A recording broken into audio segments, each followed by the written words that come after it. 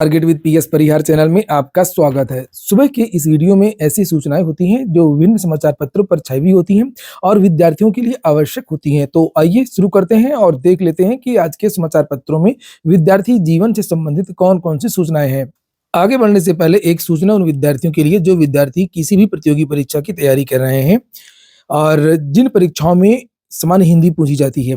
जैसे हम बात करें, संघ लोक सेवा आयोग की बहुत सारी परीक्षाओं में हिंदी आती है, RAS, UGC NET, KVS, BEd entrance इत्यादि। इन सभी के लिए यहाँ पर एक बेस्ट बुक आई है जिसे आप लोग यहाँ पर देख सकते हैं। आरा पब्लिकेशन है ये प्रयागराज का, जिसे यहाँ पर ये अ, दिखाया जा रहा है आप लोगों को। काफी अच्छी पुस्तक और यूपी ट्रिपल एससी इत्यादि की अन्य भर्तियों में भी हिंदी पूछी जाती है। ये कंप्लीट गाइड है, इसमें ट्रिक भी आपको देखने को मिलेंगे और पिछले वर्षों में जो प्रश्न पूछे गए हैं विभिन्न प्रतियोगी परीक्षाओं में वो भी देखेंगे। दिखाया गया है यानी कि इम्पोर्टेंट प्रश्न, और इसके अंदर आप देखेंगे पूरा का पूरा जो ग्रामर है और हिंदी का जो इतिहास है वो काफी अच्छी तरीके से दिया हुआ है। देखिए पूरा कलर्ड पेज। तो ग्लोबल टेक ग्रुप या आरा पब्लिकेशन, यहाँ पर ये नीचे लिखा हुआ होगा, ये देखिए यहाँ पर लिखा है ये ग्लोबल टेक ग्रुप प्रयागराज। इस पुस्तक में वन लाइनर भी स्टडी मटेरियल दिया गया है। महत्वपूर्ण जो तथ्य हैं वो ग्राफ के माध्यम से दिखाए गए हैं, साथ ही डिस्क्रिप्टिव स्टडी मटेरियल भी है। आरा पब्लिकेशन और ग्लोबल टेक ग्रुप की ये जो पुस्तक है हिंदी की, सभी कॉपी किताबों की दुकानों में आपको मिल जाएगी और अगर आप ऑनलाइन मंगवाना चाहते हैं तो उसकी लिंक मैंने डिस्क्रिप्शन बॉक्स में दे दी है। और भी बहुत सारी पुस्तकें जिसे आप लोग यहाँ पर देख रहे हैं वो इस पब्लिकेशन की आती हैं। जैसे एक ये यूपी स्पेशल की बुक है जिसके बारे में मैंने पहले आप लोगों को जानकारी दी थी। आपको पता होगा कि यूपी की भर्तियों में यूपी स्पेशल और समान हिंदी अनिवार्य रूप से सभी भर्तियों में पूछी जाती है। तो इस पुस्तक की लिंक भी मैंने डिस्क्रिप्शन बॉक्स में उपलब्ध करा दी।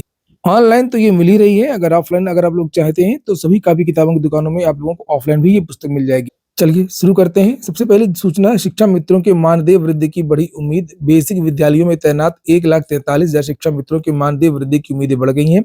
शासन की ओर से बेसिक शिक्षा निदेशक डॉक्टर महेंद्र देव की अध्यक्षता वाली समिति की पहली बैठक बृहस्पतिवार को हो गई। इसमें शिक्षा मित्र संगठनों के प्रतिनिधियों से उनके मांग पत्र व सुझाव लिए गए। अब यह कमेटी सभी पक्षों का ध्यान रखते हुए शासन को अपना प्रस्ताव भेजेगी। बैठक में उत्तर प्रदेश प्राथमिक शिक्षा मित्र संघ के प्रदेश अध्यक्ष शिव कुमार शुक्ला ने शिक्षा मित्रों के नियमितीकरण की मुख्य मांग समेत कई मांगे उठाई। कहा कि नियमितीकरण होने तक समान कार्य समान वेतन का लाभ दिया जाए, क्योंकि शिक्षा मित्रों की आर्थिक स्थिति बहुत खराब है और सरकार इनके स्थायीकरण का रास्ता खोजे। तो स्थायीकरण तो कैसे हो पाएगा? हाँ, मानदेय में वृद्धि जरूर हो सकती है, इसके लिए कमेटी अपना प्रस्ताव शासन को भेजेगी। कोचिंग संस्थानों में चाबुक चला है। गाइडलाइन लागू होने के 3 महीने में कोचिंग सेंटरों का पंजीकरण जरूरी है। शिक्षा मंत्रालय ने राज्यों को कानून बना करके लागू करने के लिए कहा है। लिखा है कि शिक्षा मंत्रालय के दिशा निर्देशों के अनुसार सभी राज्य कोचिंग सेंटर के पंजीकरण के लिए सुविधाजनक ऑनलाइन व्यवस्था बनाएंगे। गाइडलाइन के लागू होने के 3 महीने के भीतर सभी कोचिंग सेंटरों को अपने राज्य में पंजीकरण कराना अनिवार्य होगा। कोचिंग सेंटर एक से अधिक शहरों या राज्यों में ब्रांच खोलते हैं तो उन्हें अलग से पंजीकरण कराना होगा। नियमों का पालन न करने पर संबंधित राज्य सरकार के पास पंजीकरण रद्द करने का अधिकार होगा। वहीं पर सबसे मुख्य तथ्य यह है कि कोचिंग संस्थानों में दाखिला अब 12वीं कक्षा के बाद ही मिल सकेगा। गाइडलाइन जारी होने के बाद कोचिंग संस्थानों को अनिवार्य रूप से 3 महीने के अंदर पंजीकरण कराना होगा। छात्रों की आत्महत्या के बढ़ते मामले, आग की घटनाओं, कोचिंग में सुविधाओं की कमी व शिक्षण पद्धतियों के बारे में सरकार को मिली शिकायतों के बाद नए दिशा निर्देश जारी किए गए हैं। कोई भी संस्थान तब तक पंजीकृत नहीं हो सकेगा जब तक उनके पास इन दिशा निर्देशों के अनुसार प्रणाली ना हो। बच्चों को आराम के लिए सप्ताह में 1 दिन छुट्टी भी करनी होगी और लगानी होगी शिकायत पेटी। साथ में स्नातक से कम योग्यता वाला नहीं नियुक्त हो सकता है कोई भी ट्यूटर। और ये भी कहा गया है कि अगर कोई विद्यार्थी 10 दिन के अंदर कोचिंग छोड़ता है तो उसको पूरी फीस वापस करनी होगी। ये देखिए, तो कोचिंग संस्थानों की मनमानी रोकने के लिए ये गाइडलाइन जारी की गई। अगली सूचना उत्तर प्रदेश लोक सेवा आयोग की है। एक छोटी सी विज्ञप्ति आई है जिसमें यह बताया गया है कि माइक्रोबायोलॉजिस्ट पद के लिए जो साक्षात्कार है वो 31 जनवरी को होगा। एक और सूचना है उत्तर प्रदेश लोक सेवा आयोग की। लिखा, पीसीएस के लिए आवेदन शुरू होने के बाद 1 लाख नए पंजीकरण। आप लोगों ने वीडियो को लाइक नहीं किया होगा और इसलिए वीडियो को लाइक अवश्य कर दें, भूल जाते हैं सुबह सुबह। उत्तर प्रदेश लोक सेवा आयोग यूपीपीएससी की ओर से सभी भर्तियों में शामिल होने के लिए वन टाइम रजिस्ट्रेशन ओटीआर अनिवार्य किए जाने और पीसीएस 2024 का विज्ञापन जारी होने के बाद ओटीआर करने वाले अभ्यर्थियों की संख्या तेजी से बढ़ी है। पीसीएस के लिए आवेदन शुरू होने के बाद 1 लाख नए अभ्यर्थियों ने ओटीआर किया है। पहले 16 लाख ओटीआर थे लगभग और अब 17 लाख यहाँ पर देख सकते हैं आप लोग, लिखा हुआ है 17 1,01,858 हो गए हैं। यानी आवेदन शुरू होने से लेकर अब तक 1 लाख नए अभ्यर्थियों ने ओटीआर किया है। वहीं पर ये भी लिखा हुआ है कि प्रवक्ता राजकीय डिग्री कॉलेज यानी जीआईसी प्रवक्ता, प्रवक्ता राजकीय इंटर कॉलेज और ये जीडीसी की है, महाविद्यालयों में जो प्रवक्ता होते हैं, और ये जो जीआईसी प्रवक्ता होते हैं एलटी ग्रेड खंड शिक्षा अधिकारी, राज्य कृषि सेवा परीक्षा, सम्मिलित राज्य अभियंत्रण सेवा परीक्षा आदि शामिल हैं। इन सभी भर्ती परीक्षाओं में लाखों की संख्या में भर्ती शामिल होते हैं। इन परीक्षाओं के आवेदन के लिए ओटीआर अनिवार्य होने से इनका विज्ञापन जारी होने के बाद लाखों की संख्या में नए अभ्यर्थी वन टाइम रजिस्ट्रेशन करेंगे। फिलहाल समाचार पत्रों के माध्यम से इसके बारे में कोई जानकारी नहीं दी गई है कि एलटीजीआईसी प्रवक्ता, जीडीसी प्रवक्ता, कृषि सेवा परीक्षा की जो भर्ती है वो कब तक आएगी। अगली सूचना है, प्रदेश भर के 8वीं तक के स्कूल बंद, 23 को खुलेंगे। अब प्रदेश भर के परिषदीय और मान्यता प्राप्त सीबीएसई, सीआईएससीई समेत सभी बोर्ड के 8वीं तक के विद्यालय 20 जनवरी तक बंद रहेंगे। और 21 तारीख को आपको पता है कि रविवार है। 22 जनवरी को अयोध्या में रामलला की नूतन विग्रह की प्राण प्रतिष्ठा के कारण सार्वजनिक अवकाश घोषित कर दिया गया है। इस प्रकार से अब स्कूल सीधे 23 तारीख को खुलेंगे। सचिव ने साफ किया है कि 23 जनवरी से स्कूल खुलने पर सुबह 10 बजे से 3 बजे तक संचालित होंगे। अगले आदेश तक 10 से 3 बजे की टाइमिंग रहेगी।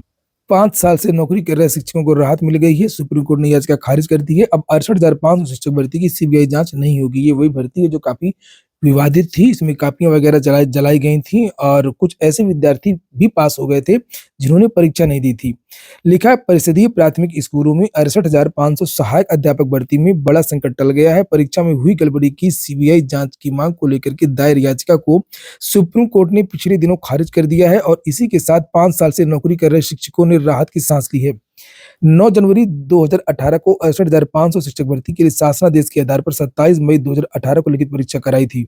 आगे लिखा है कि 13 अगस्त 2018 को घोषित परिणाम में बड़े पैमाने पर गड़बड़ी मिली थी। 2 ऐसे अभ्यर्थियों को सफल घोषित किया गया था जो परीक्षा में शामिल नहीं थे।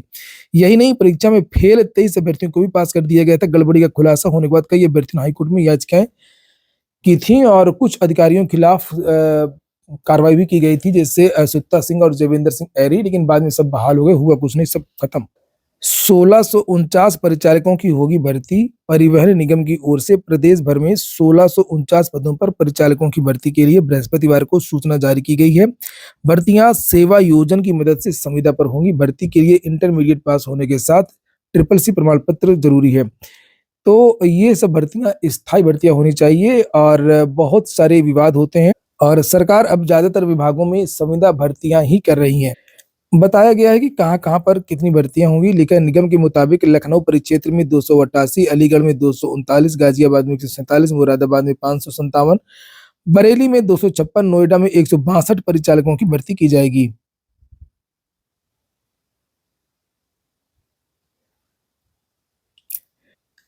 18 से 40 वर्ष के जो युवा है वो आवेदन भी कर सकेंगे और भर्ती के नाम पर कोई वसूली होती है, जैसे पिछले दिनों शिकायत आई थी, तो आप लोग इस नंबर पर कांटेक्ट कर सकते हैं। जेईई भर्ती 2023 की एसएससी ने अंतिम उत्तर कुंजी जारी कर दी है। परीक्षा स्थगित करने के लिए विद्यार्थियों ने ज्ञापन सौंपा है। लिखा है कि इलाहाबाद के बीए एलएलबी प्रथम, तृतीय, पंचम सेमेस्टर के छात्रों ने 22 जनवरी को प्रस्तावित मिड टर्म परीक्षा स्थगित करने की मांग की है। छात्रों ने परीक्षा नियंत्रक को भेजे गए ज्ञापन में 22 जनवरी को श्री राम प्राण प्रतिष्ठा समारोह का आधार देते हुए यह मांग की है। वहीं पर यह बात मैंने अपने चैनल के माध्यम से रखी थी और पिछले सप्ताह प्रोफेसर राजेंद्र सिंह राज्य विश्वविद्यालय की सत्र 2023-24 की बीएड एलएलबी की 21 जनवरी को प्रस्तावित परीक्षाएं स्थगित कर दी गई हैं। ये परीक्षाएं अब 23 जनवरी को आयोजित होंगी और मैंने आप लोगों को बताया था उस वीडियो में कि 21 तारीख को बहुत सारी परीक्षाएं टकरा रही हैं, खासतौर से सीटेट की भी परीक्षा है और यहाँ पर भी, और यही बात यहाँ पर लिखी भी गई है कि परीक्षा नियंत्रक डॉक्टर विनीता यादव के अनुसार 21 जनवरी को केंद्रीय शिक्षक पात्रता सीटीटी होनी, जिसकी वजह से बीएड और एलएलबी परीक्षाएं स्थगित कर दी गई हैं। सर्दी अभी और सताएगी, कोहरे से रात की अभी कोई संभावना नहीं है। लिखा हुआ है कि करीब 250 से 290 किलोमीटर प्रति घंटा की रफ्तार वाली यह हवा उत्तर भारत में सर्दी बढ़ाने के लिए जिम्मेदार है। इसको देखते हुए मौसम विभाग का अनुमान है कि अगले कुछ दिन गलन और कोहरे से राहत मिलने के आसार नहीं है। मौजूदा समय मौसम की जो परिस्थितियां बन रही हैं उसके अनुसार 20 जनवरी से न्यूनतम तापमान और नीचे आएगा और अमौसी स्थित मौसम केंद्र के वरिष्ठ वैज्ञानिक अतुल कुमार सिंह के अनुसार ऊपरी क्षोभ मंडल पर चल रही जेट स्ट्रीम के कारण सर्दी की स्थिति बन रही है। पीजीआई मार्च तक डॉक्टरों की भर्ती होनी है। लिखा है कि संस्थान के 34 विभागों में डॉक्टरों के एक पद 150 से अधिक खाली हैं। सीटेट का एडमिट कार्ड जारी कर दिया गया है। आज की वीडियो में इतना ही। पूरा वीडियो सुनने के लिए बहुत-बहुत धन्यवाद।